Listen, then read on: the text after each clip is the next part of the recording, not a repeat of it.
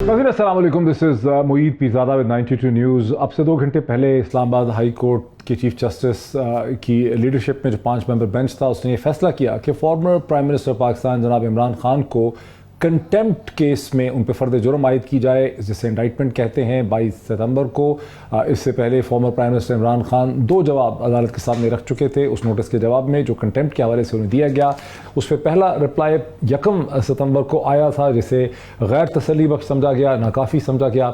इसके बाद अदालत ने कहा कि उनको मौका दिया फॉर्मर प्राइम मिनिस्टर को कि आप अपना दूसरा सप्लीमेंट्री जवाब दें, जो 1 दिन पहले दिया गया था, लेकिन अदालत ने उसे भी गैर तसल्ली बख्श समझा और ये फैसला किया कि इमरान खान के खिलाफ कंटेम्प्ट प्रोसीडिंग्स का आगाज़ किया जाए। 22 सितंबर से उनके खिलाफ चार्जेस जो हैं वो फ्रेम किए जाएं। इसकी लीगल इम्प्लीकेशंस इमरान खान के सियासी मुस्तकबिल के लिए क्या हैं और पाकिस्तान की सियासत पे और पाकिस्तान की जमहूरियत पे इसके क्या असरात मुरतब हो सकते हैं, इस हवाले से हम आज के इस प्रोग्राम में डिस्कशन करेंगे। प्रोग्राम हमने पहले से प्लान कर रखा था, लेकिन अब चूँकि ऐसी एक डेवलपमेंट हो चुकी है जो गैर मुतवक्को थी, बहुत से कॉन्स्टिट्यूशनल एक्सपर्ट से, इवन फॉर्मर जस्टिस से मुझे बात करने का मौका मिला और सभी ने इस पर बहुत हैरानगी का इजहार किया। हैरानगी की वजह ये थी कि जाहिर है कि पाकिस्तान में कंटेम्प्ट के केस को बहुत ही फ्रीक्वेंट इस्तेमाल तो किया जाता है, लेकिन फिर भी कोई ना कोई बेंचमार्क और यार्ड स्टिक होता है। इससे पहले इस तरह के जो केसेस हुए, जैसे former prime minister Nawaz Sharif साहब के खिलाफ 97-98 में जो नोटिस इशू हुआ था, जब चीफ जस्टिस सजाद अली शाह साहब के जब टेलीविज़न पे PTV पे ये स्टेटमेंट आ गई थी कि अदालत ने 13th अमेंडमेंट को जो सस्पेंड किया वो एक तरह से लोटाक्रेसी को वापस लाया गया है। उस पर जो नोटिस था, लेकिन जब एक्सपेडिशन दी गई तो वो नोटिस विड्रॉ हो गया और चार्जेस फ्रेम नहीं हुए। और इससे पहले जहां चार्जेस फ्रेम हुए हैं वहां स्टेटमेंट्स बहुत ही सख्त थी। तो यहां पे इसलिए ताजुब था, कॉन्स्टिट्यूशनल एक्सपर्ट्स को ताजुब इसलिए भी था कि अदालत के जो 2 अबाइकस थे जो असिस्ट कर रहे थे अदालत को, पाकिस्तान के फोरमोस्ट कॉन्स्टिट्यूशनल एक्सपर्ट जनाब मखदूम अली खान साहब, इसी तरह से farmer attorney general of Pakistan जनाब मुनीर मलिक साहब, दोनों ने ये कहा कि अदालत की तरफ कोई ख़तरे की बात नहीं बनती है, कोई थ्रेट नहीं बनती है, इसलिए अदालत को एक ब्रॉड व्यू लेना चाहिए, जनरस व्यू लेना चाहिए और चार्जेस को ड्रॉप कर देना चाहिए। और जो पाकिस्तान बार काउंसिल के रिप्रेजेंटेटिव थे जनाब अख्तर हुसैन साहब, उनका भी यही मशवरा था कि इमरान खान साहब को एक और मौका देना चाहिए। बहरहाल कोर्ट ने एक ज़्यादा स्ट्रिक्ट व्यू इसका लिया और चार्जेस फ्रेम करने का फैसला किया। अब क्या इमरान खान साहब जो हैं सुप्रीम कोर्ट का राह इख्तियार करेंगे? कानूनी तौर पे उनके पास ये ऑप्शन उस वक्त भी थी जब उनको नोटिस मिला कि वो सुप्रीम कोर्ट जा सकते थे, वो नहीं गए। आज उन्होंने अदालत के सामने खड़े होकर अपना मौक़िफ़ एक्सप्लेन करने की इजाज़त भी मांगी, लेकिन अदालत का इस्तदलाल ये था कि आपके वकील और आपके काउंसल्स आपको मौक़िफ़ दे चुके हैं और यूँ उनको अपने पॉइंट ऑफ व्यू को अदालत के सामने खड़े होकर एक्सप्लेन करने का मौका नहीं मिल सका। 22 तारीख को जब उनकी इंडाइटमेंट होती है, उनके पास 2 ऑप्शंस होंगी। अदालत पूछेगी कि आप गिल्टी हैं या आप गिल्टी नहीं हैं, और यही है कि चांसेस हैं कि इमरान खान का जवाब यही होगा कि वो गिल्टी नहीं है, और वहाँ पर एक प्रोसीडिंग शुरू होती है। क्या वो प्रोसीडिंग चंद दिनों की होगी या वो प्रोसीडिंग कई हफ्तों पर चलेगी? क्या उस प्रोसीडिंग के ख़िलाफ़ इमरान खान के वकील सुप्रीम कोर्ट ऑफ पाकिस्तान का रुख इख्तियार करेंगे? ये वो तमाम सवालात हैं जो इस वक्त हमारे जहनों के ऊपर हैं। ये भी हमारे जहनों में है कि 2 अक्टूबर को 9 नशस्तों के ऊपर बाई इलेक्शंस होने हैं और बहुत कोशिश थी हुक्मरान जमात की या हुक्मरान अलायंस की कि किसी तरह से इमरान खान को उससे पहले डिस्क्वालीफाई करवा दिया जाए, बिकॉज जो तमाम सर्वे हैं और तमाम जो पॉपुलर मूड है उससे ऐसा ही लगता है कि 9 की 9 नशस्तों पे इमरान खान कामयाब हो सकते हैं। तो क्या 2 अक्टूबर से पहले इमरान खान डिस्क्वालीफाई हो जाएंगे? उन 9 नशस्तों के ऊपर वो खड़े नहीं हो सकेंगे? उनके कवरिंग कैंडिडेट को इलेक्शन लड़ना पड़ेगा? ये वो तमाम सवाल हैं, उससे नथी दर्जनों सवाल इस वक्त आप सबके जहनों पर हैं, हमारे भी जहनों पर हैं। मेरी कोशिश होगी कि हम प्रोग्राम के दरमियान मुख्तलिफ वकला से, लीगल और कॉन्स्टिट्यूशनल एक्सपर्ट जो हैं उनकी भी ओपिनियन ले सके। मुझे स्टूडियोज़ में ज्वाइन करेंगे सेनेटर वलीद इकबाल साहब, जो तहरीक इंसाफ के रहनुमा हैं, सेनेटर भी हैं, ख़ुद भी कानूनदान हैं, वकील हैं, बहुत बड़ी डिस्टिंग्विश्ड लीगल एंड फ़िलासॉफ़िकल फैमिली से उनका ताल्लुक़ है। लाहौर यूनिवर्सिटी मैनेजमेंट साइंसेज़ में कानून के हवाले से पढ़ाते भी हैं, तो मुझे स्टूडियो में ज्वाइन कर सकेंगे। पाकिस्तान पीपल्स पार्टी के रहनुमा जनाब सैयद नासिर हुसैन शाह साहब मुझे एक वीडियो लिंक के ज़रिए कराची से ज्वाइन करेंगे। डिप्टी जनरल सेक्रेटरी हैं, PPP सिंध के, मिनिस्टर हैं for local government and HDP के, और उससे पहले भी बहुत इंपॉर्टेंट पोजीशंस पीपल्स पार्टी की गवर्नमेंट में ले चुके हैं।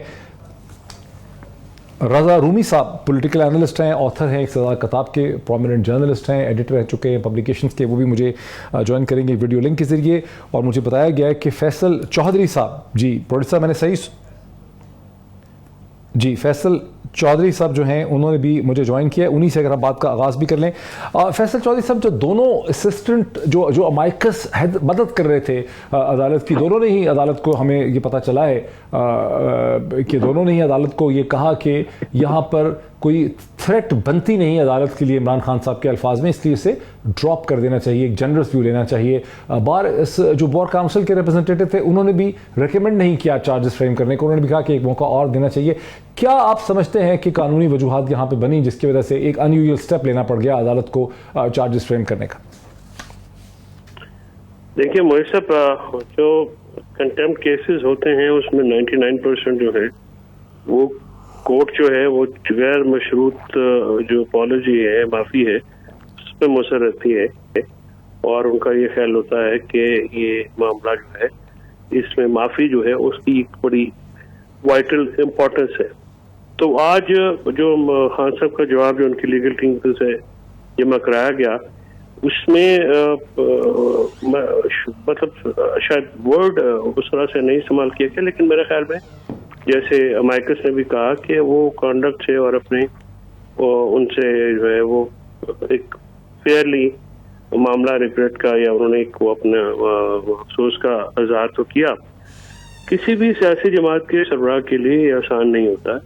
ये बेनज़ीर भुट्टो साहबा पे भी केस हुआ था, नवाज शरीफ साहब पे भी हुआ था। तो ये किसी भी पॉलिटिकल जमात के जो सरबराह हैं उनके जो इम्प्लीकेशंस इसकी होती हैं वो बहुत ही वाइटल होती हैं। मसलन अगर ये तनाजुर में देखा जाए तो कोई आसान फैसला तो नहीं होता ना किसी भी मामले के लिए, कि उसका एक बैकग्राउंड है और जो मामलात हुए हैं उस पे अब उसका एक बैकग्राउंड है।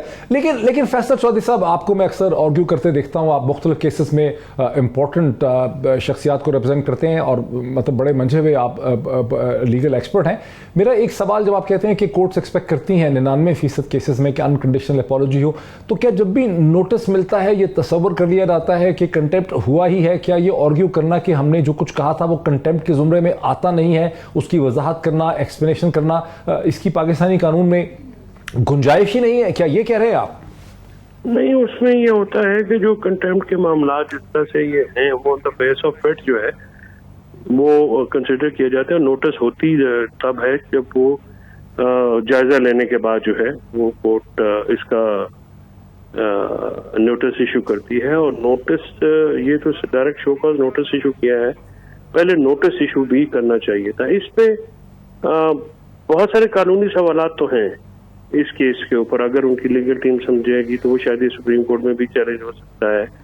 इसमें किस स्टेज पे सुप्रीम कोर्ट में चैलेंज हो सकता है? क्या स्टेज पे चैलेंज हो सकता है? अभी भी हो सकता है, अभी भी हो सकता है। और जो है इसमें किसी कोर्ट के सामने भी ये चैलेंज हो सकता है, क्योंकि इसमें एक FIR भी इन्हीं इल्जामात के तहत लॉज है 780A की, और एक ही जुर्म के दो ट्रायल भी नहीं हो सकते, 2 दफा सजा भी नहीं हो सकती। आर्टिकल 13 अप्लाई होता है, सो मोटो भी है। बहुत सारी चीजें ऐसी हैं जो कि काबिल गौर हैं, पे जो है काफी सवालिया निशान उठते हैं। लेकिन अब ये मामला जो है आज जिस तरह से देखिए, जो अमाइकस होते हैं बड़े सीनियर कानूनदान थे, उन्होंने बहुत ही अच्छी और मुदल्लल और मोतबर गुफ्तगू की। मैं समझता हूँ कि अदालत को आज जो है वो मैग्नेनिमिटी शो करती तो बेहतर था, बड़ेपन का मुजाहरा करना था। खासकर जब आप अमाइकस को राय जो आपने बुलाए उनकी राय में जो है वो इस तरह से है, और क्योंकि मैसेज चली गई जैसे मुनीर मलिक साहब ने कहा बिल्कुल, और मखदूम अली खान साहब ने तो खैर ये भी कहा कि कंटेम्प्ट नहीं बनता है। तो इस सूरत हाल को जब आप खुद किसी को इन्वाइट करते हैं और सीनियर कौंसल हैं, उन्होंने आपको एक साय मशवरा दिया, तो मैग्नेनिमिटी का इजहार जो है करते को तो बेहतर था ये मेरी भी ये ओपिनियन है। ये फैसल साहब आपने बड़ा इंटरेस्टिंग आपने हमारी रहनुमाई की। इसमें मैं मजीद एक क्वेश्चन की तरफ आना चाहता हूँ, बिकॉज दोनों ही जो एक्सपर्ट अबाइकस क्यूरे अदालत ने खुद अपॉइंट किए, मखदूम अली खान साहब बहुत ही रिस्पेक्टेड कॉन्स्टिट्यूशनल एक्सपर्ट हैं, मेरा ख्याल है वो खुद भी अटर्नी जनरल रह चुके हैं किसी स्टेज पे, और मुनीर मलिक साहब भी अटर्नी जनरल रह चुके हैं, वो भी बहुत ही रिस्पेक्टेड बहुत ही सीनियर कॉन्स्टिट्यूशनल एक्सपर्ट है। ये बताइए कि सुप्रीम कोर्ट ऑफ पाकिस्तान के सामने अगर चार्जेस फ्रेम होते हैं 22 तारीख को, तो उसके बाद वहां से जाके रिलीफ ली जा सकती है? और क्या ये प्रोसेस इतना क्विक होता है कि 22 तारीख को 2 अक्टूबर जबकि 9 निशस्तों के ऊपर बाई इलेक्शन होने, उसके दरमियान में उनकी डिस्क्वालिफिकेशन भी हो सकती? नहीं, जो इलेक्शन तो आई थिंक मुलतवी हो चुके हैं। वो तो हुकूमत जो है वो लगता है कि वो इलेक्शन की तरफ तो जाना ही नहीं चाहते वो। लेकिन ये कंफर्म तो नहीं है क्या 2 अक्टूबर 22 के जो इलेक्शन है, जो 9 निशस्तों पे होने हैं, क्या उनको इलेक्शन कमीशन ने कॉल ऑफ कर दिया है? कॉल ऑफ कर दिया। अच्छा, वो कॉल ऑफ हो चुके हैं। 11 वाले भी हो गए, 25 वाले भी, और 2 तो जो 11 वाले अभी इस हफ्ते 3 थे वो भी कॉल ऑफ हो गए? वो भी कॉल ऑफ हो गए, वो भी कॉल ऑफ हो गए। अच्छा। और आई एम सॉरी, मैंने ये सुना था कि कॉल ऑफ हो जाएंगे, लेकिन मुझे कंफर्म नहीं था। I am sorry, my apologies. वो नाम मैंने भी अभी ये अनाउंसमेंट देखी है। Luckily I was sitting before the TV, तो वो है। तो दूसरी बात ये देखिए, बड़े ये जैसे आपने कहा कि दोनों बहुत ही सीनियर कौंसल, और ये मोहित साहब बेनजीर भुट्टो पे, नवाज शरीफ साहब पे भी ये केस हुए थे कंटेम्प्ट के। किसी भी सियासी जमात के सरबराह के लिए, मैंने जैसे पहले अर्ज किया, आसान नहीं था। इसके लिए बहुत सारी चीजें कोर्ट को भी जो गिवन माहौल है या उस पर थोड़ी सी कंसिडरेशन देनी चाहिए थी, क्योंकि इसमें बहुत सारी चीजें। लेकिन इसमें साथ साथ ये है कि अगर ये ट्रायल होता है, आज जैसे इमरान खान साहब ने कोर्ट से बात करने की इजाजत दी मांगी, तो मेरा ख्याल में कोर्ट को उनकी बात सुननी चाहिए थी। हो सकता था कि वो अपनी बात से वजाहत कर देते, और या कोई ऐसी बात हो जाती जो वो चाहते थे कोर्ट, शायद वो भी कर दी जाती। तो आज कोर्ट को जो है वो उस तरफ ना जाके जो है, और ये जो पर्दे जुर्म लगाने की सारी बात हुई है, बेहतर होता कि उस तरफ ना दिया जाता और इमरान खान साहब को मौका दिया जाता। बहरहाल अगर उनको मौका दिया जाता तो बहुत अच्छा होता। फैसल चौधरी साहब पाकिस्तान के प्रोमिनेंट लीगल एक्सपर्ट हैं, एडवोकेट हैं सुप्रीम कोर्ट ऑफ पाकिस्तान के। बहुत शुक्रिया हमें एक्सप्लेन करने का, उन्होंने बहुत हमें अच्छा समझाया है। सेनेटर वलीद इकबाल साहब मेरे साथ स्टूडियो में तशरीफ रखते हैं, उनको भी शामिल गुफ्तगू करते हैं। उसके अलावा सैयद नासिर हुसैन शाह साहब पाकिस्तान पीपल्स पार्टी के इंपॉर्टेंट रहनुमा भी मेरे साथ हैं। जनाब रजा रूमी साहब पाकिस्तान के नोटेड ऑथर भी मेरे साथ हैं। नासिर हुसैन शाह साहब एज सियासतदान की हैसियत से, चूँकि खुद मोहतरमा बेनज़ीर भुट्टो को भी कंटेम्प्ट का नोटिस मिला, उन्होंने भी अनकंडीशनल अपॉलॉजी नहीं की थी। नवाज शरीफ साहब को भी 97-98 में नोटिस मिला, उन्होंने भी अनकंडीशनल अपॉलॉजी नहीं की थी। वजाहत उन्होंने की थी अपने मौक़िफ़ की। उस वक्त पाकिस्तान टेलीविज़न के PTV के चेयरमैन होते थे जनाब परवेज़ रशीद साहब, और वहाँ पर यह कहा गया था प्राइम मिनिस्टर के वक्त की तरफ से कि अदालत ने जो फैसला किया वो लोटाक्रेसी को वापस ले आए हैं, जिस पर कंटेम्प्ट का नोटिस इशू हुआ, लेकिन वजाहत की गई और उनको चार्ज नहीं किया गया था। तो आपको क्या लगता है कि ये पाकिस्तान की सियासत का ये जो पर्टिकुलर मोमेंट है जिसमें एक फॉर्मर प्राइम मिनिस्टर को चार्ज करने का फैसला कर दिया गया है, क्या इसकी पाकिस्तान पीपल्स पार्टी तायीद करेगी? आप इसको समझते हैं कि अच्छा हुआ? बिस्मिल्लाहिर्रहमानिर्रहीम, अल्लाहुम्मा सल्ली अला मुहम्मदिन व आले मुहम्मद। देखें डॉक्टर साहब, एक तो जो आपने बीबी शहीद के लिए, तो उन्होंने तो एक बात की, एक फैसले के खिलाफ यहाँ पे धमकी दी गई है एक जज साहिबा को, और वो ये नहीं कहा गया कि कानूनी कार्रवाई की जाएगी। अगर आप उस वक्त सुने जो जलसा था जिसमें खान साहब ने जो कुछ कहा था, तो ये इसमें बड़ा फर्क है जो बीबी शहीद की शाह साहब हम उसको कई दफा सुन चुके हैं कि इस फैसले से हम उसको कई दफा सुन चुके हैं, क्योंकि इशू बड़ा कंट्रोवर्शियल था। शाह साहब उस पर उन्होंने कहा कि मैंने अपने वकला से मुलाकात की है और हम इनके खिलाफ केसेस करेंगे, इनके खिलाफ हम कार्रवाई करेंगे। तो क्लियरली उन्होंने कानूनी कार्रवाई का ही कहा था, कोई मॉब एक्शन का नहीं कहा। वो इतना सर्च लाइट आ गया, उसको बार बार देखना पड़ गया उस टुकड़े। डॉक्टर साहब, डॉक्टर साहब ये उन्होंने बाद में कहा था, जब स्पीच की थी जलसे में, वो जरा चलाएं उस वक्त उन्होंने क्या कहा था। चले इसको छोड़ देते हैं। मैं आपको एक और बात बता रहा हूँ सर, मैं जैसे कहीं कह रहा हूँ, एक एंकर की हैसियत से शाह साहब मेरी जिम्मेदारी है कि अवाम के सामने असल हकायक रखे जाएं। मैं 20 अगस्त के जलसे ही की लियाकत बाग में बात कर रहा हूँ। उस जलसे में उन्होंने कानूनी एक्शन और केस करने का कहा था। कोई गलत तासुर कायम हो गया होगा, बिल्कुल हम उसको कई दफा देख चुके हैं।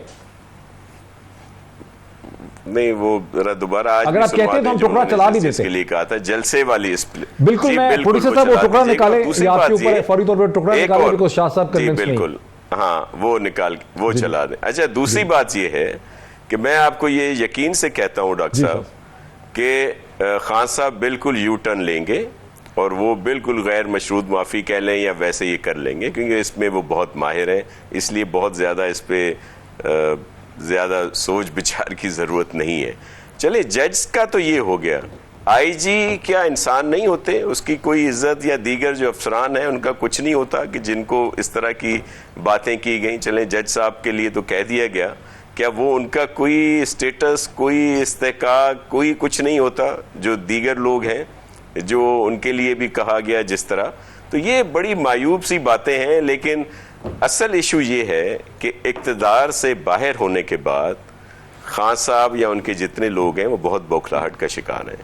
और ये जो इस वक्त तक खान साहब को कहा गया है कि आप ना मांगें, इनको चाहिए कि अपने उन कानूनी मशीरों को और जो इनके सलाहकार एडवाइज़र हैं उनको तो फौरी फारिग करें, क्योंकि वो इनको इस नहज पे ले आए हैं।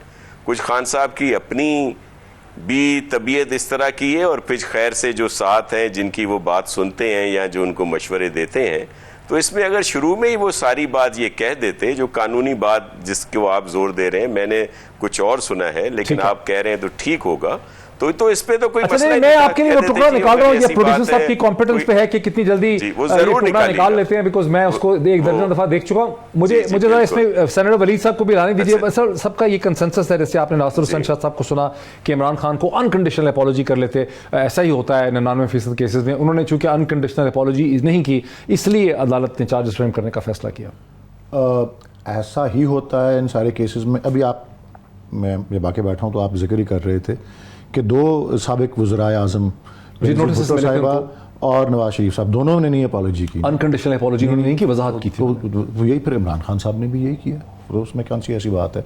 कोई ऐसी अनप्रेसिडेंटेड बात तो नहीं हुई। बाकी ये ज़रूर है, मैंने कोर्ट का ऑर्डर भी पढ़ा है 2 सफ़े का जो आज उन्होंने पास किया है, वो मुतमईन नहीं है इस एक्सप्लेनेशन से फ़िलहाल, ये तो नज़र आ रहा है।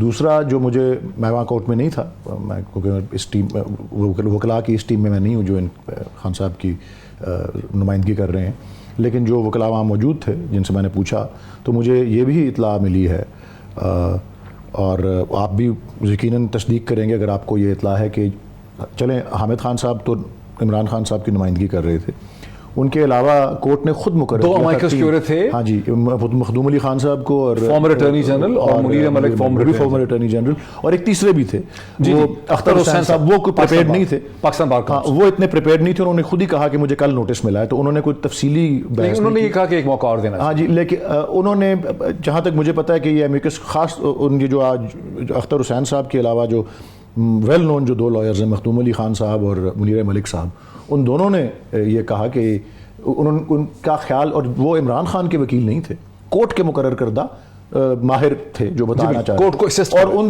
दोनों ने कोर्ट को यही जो असिस्टेंस दी, और उनका मौक़िफ़ यही था कि इस केस को कोर्ट को डिस्चार्ज कर देना चाहिए।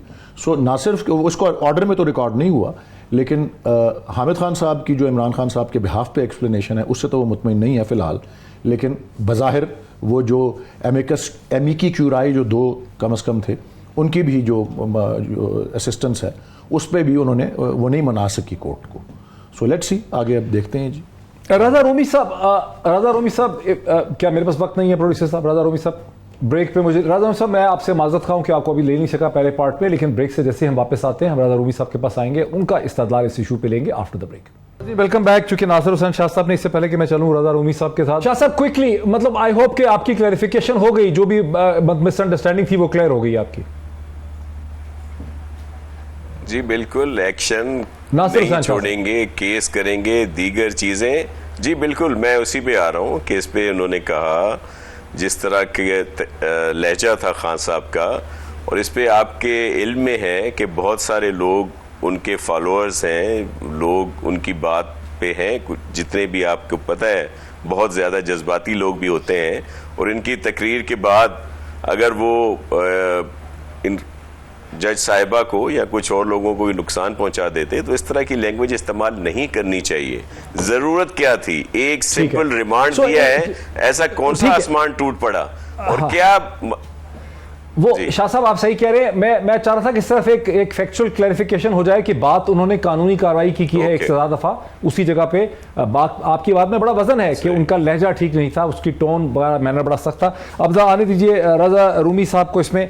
रजा रूमी साहब, एक कॉन्टेक्चुअलाइजेशन और भी है इस पूरी चीज़ की, एक बैकग्राउंड भी है कि अरसे से, कई हफ्तों से ये महसूस किया जा रहा था, बल्कि महीनों से, कि किसी न किसी केस में जो मौजूदा शरीफ ज़रदारी हुकूमत है, जो अलायंस है, वो इमरान खान साहब को डिस्क्वालीफाई करवाना चाहता है। उसमें पहले फॉरेन फंडिंग केस, ममनू फंडिंग केस का बहुत चर्चा हुआ, फिर उसमें तोशा खाना केस का रेफरेंस आ गया, फिर आपने देखा कि टेरर केस भी आ गया कि दहशतगर्दी की है उन्होंने, उससे पहले भी उनके खिलाफ वायलेंस के केसेस रजिस्टर हुए, अब उनके खिलाफ ये कंटेम्प्ट केस हो गया।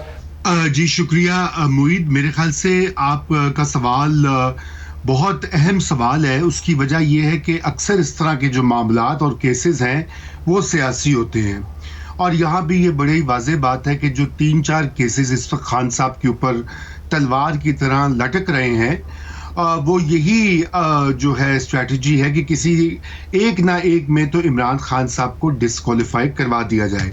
एक फॉरेन फंडिंग का मामला है, एक तोशा खाना वाला रेफरेंस है, ये कंटेम्प्ट ऑफ कोर्ट है, और ये कोशिश जारी है। लेकिन इस केस के ऊपर मैं ये समझता हूँ कि देखिए, माजी में इस तरह के अदालतों ने जो है लोगों को डिस्क्वालीफाई किया, निकाला, और उसके नताइज बिल्कुल उसके बरक्स निकले। ये काउंटर प्रोडक्टिव मूव होती है।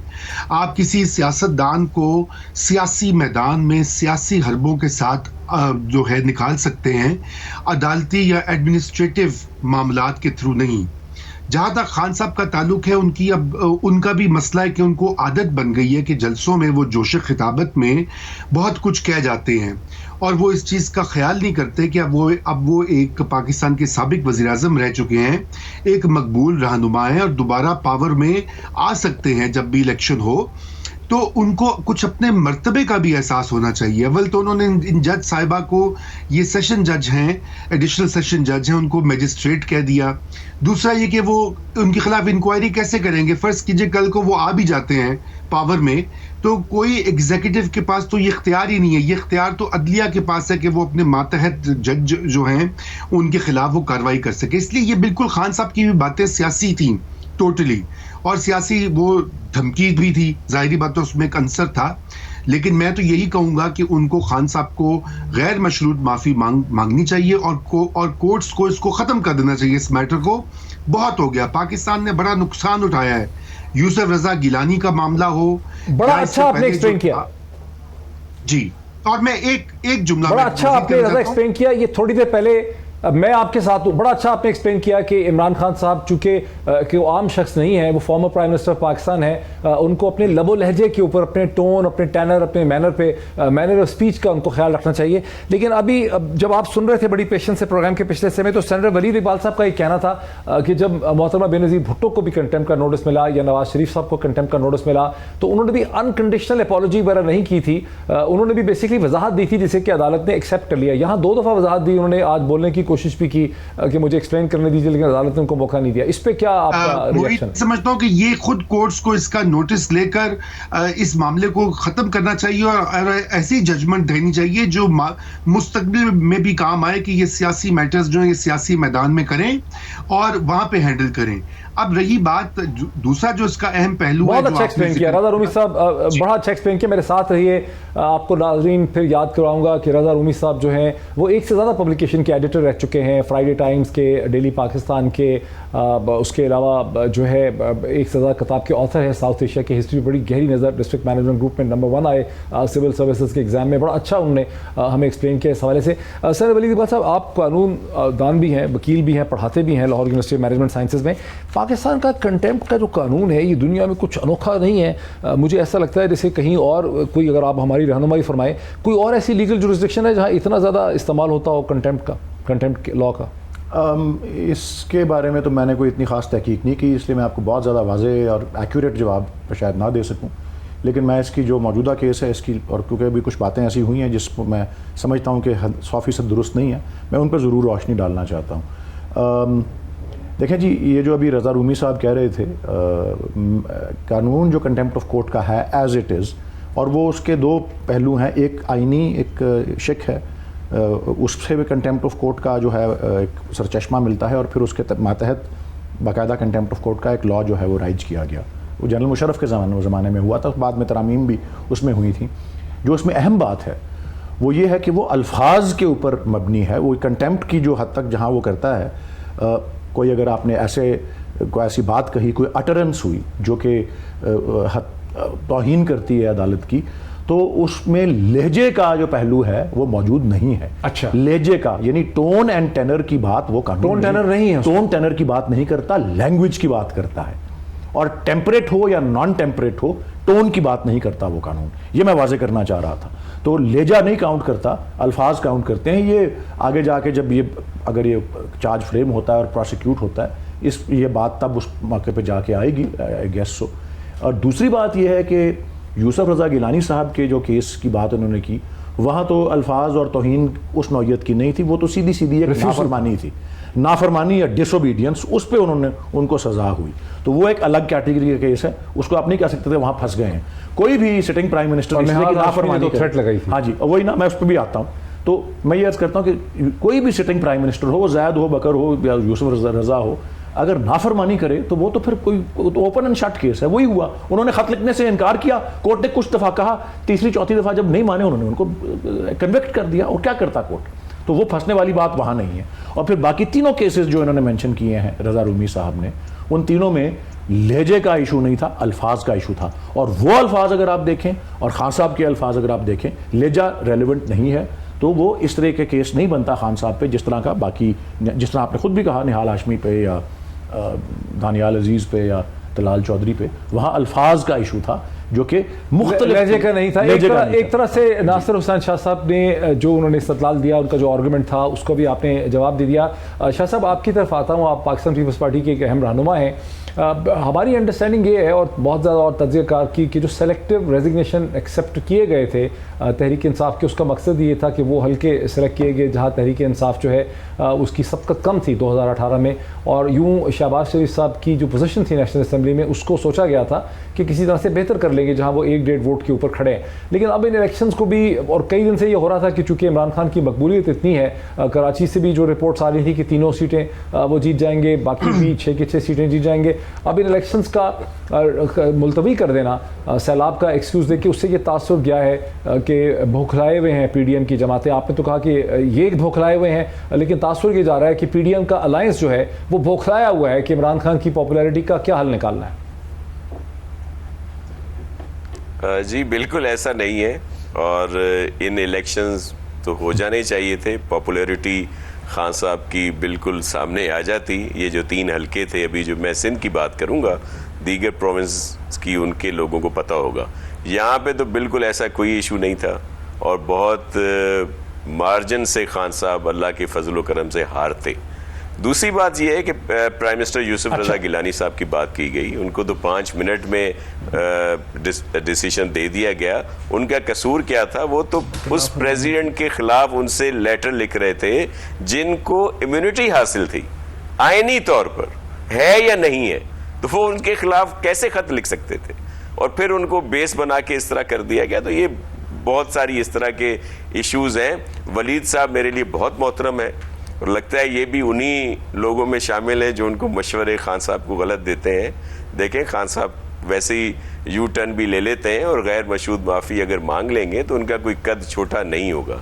अदालत का मामला है, और उनको सही मशवरा दें। इस तरह की बातें करेंगे तो वो और डट जाएंगे, और डट जाएंगे तो जाहिर है फिर अदालतों का फैसला आएगा। अभी ये बताएं, अभी उनको इतना रिलीफ, ये रिलीफ नहीं है कि 2 हफ्ते उनको दे दिए गए कि जी बाद में होगा। एक दफ़ा सुप्रीम कोर्ट का फैसला कोई आया था कि इनको जो आ रहे थे इस्लामाबाद की तरफ कि आपने यहाँ रहना है, तो वो वहाँ भी नहीं रुके, आगे तक आ गए। फिर ये तक कह दिया गया कि जी उनको ये पैगाम ही नहीं पहुँचा होगा।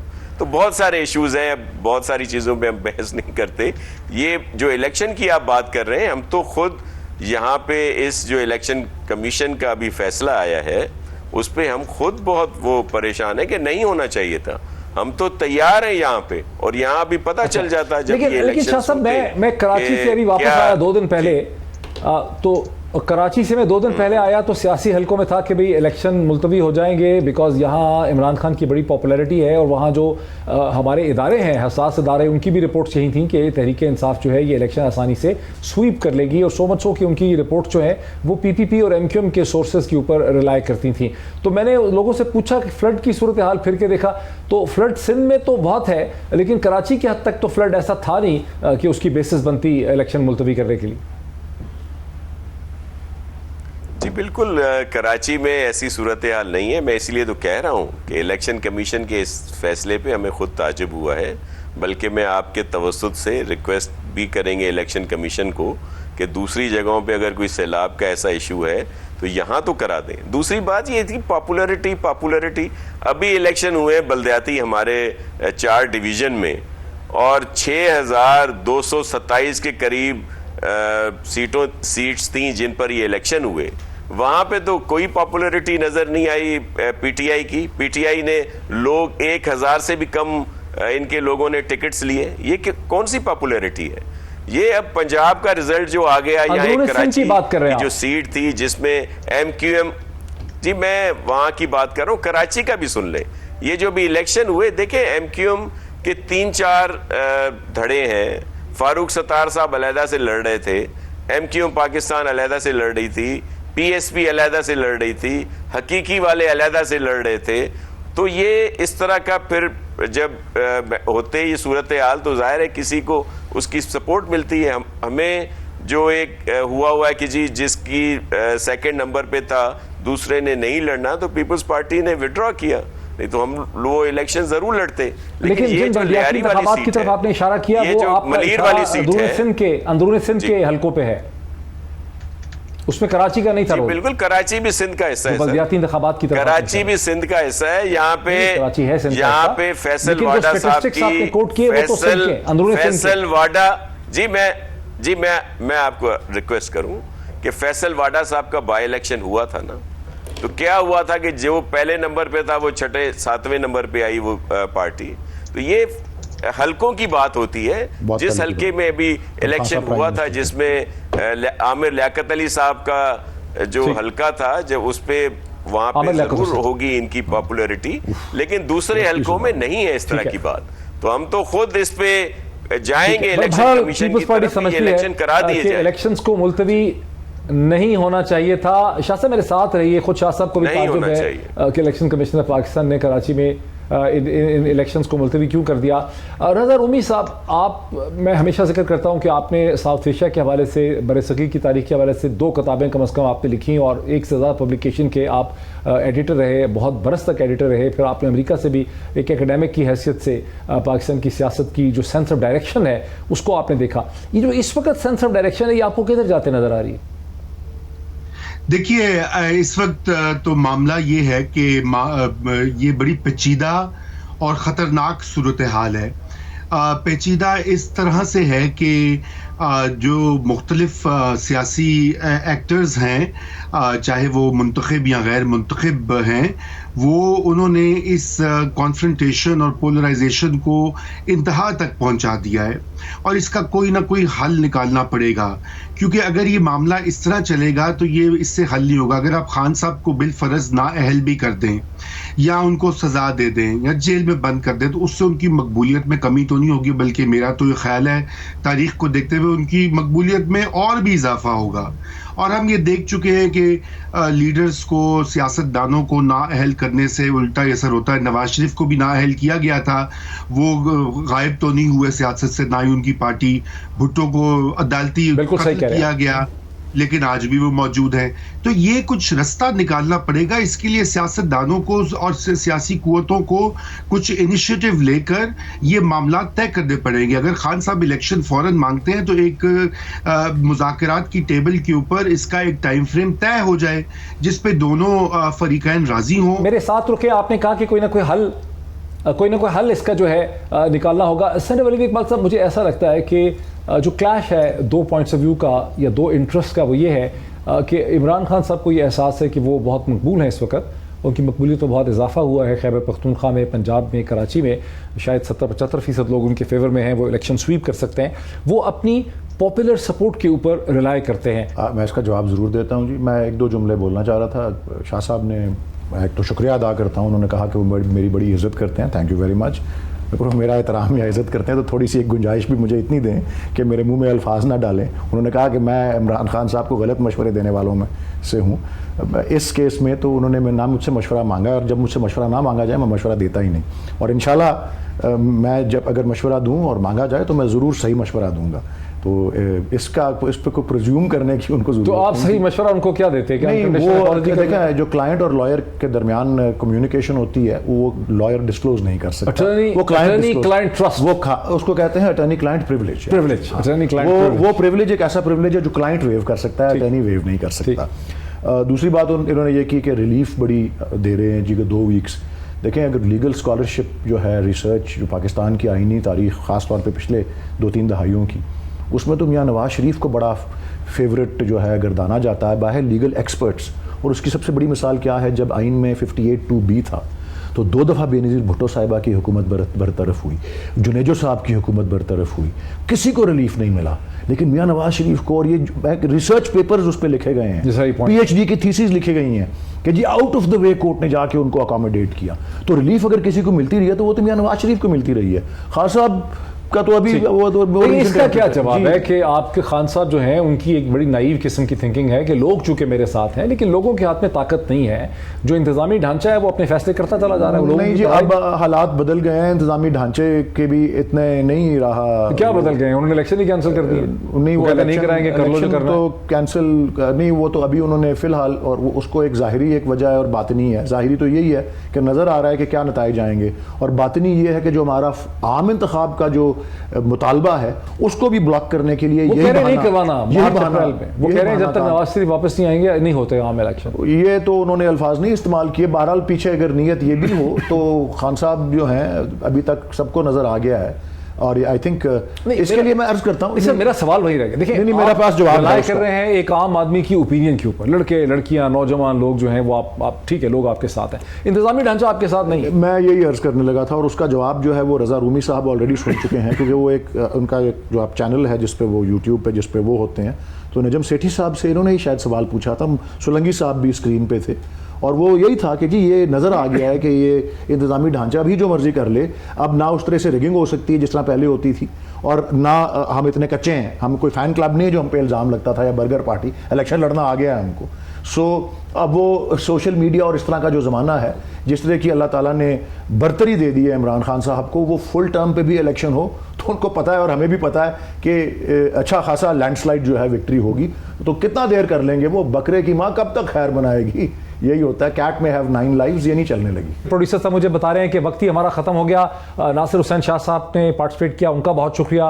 रजा रूमी साहब नोटेड ऑथर, उन्होंने पार्टिसिपेट किया, बहुत शुक्रिया। सेनेटर वलीद इकबाल साहब का। इसी तरह से हमारे साथ फैसल चौधरी साहब ने भी पार्टिसिपेट किया इस प्रोग्राम में, डिस्कशन में, उनका भी बहुत शुक्रिया। आज इतना ही, फिर आपसे मुलाकात होती है। Thank you so much.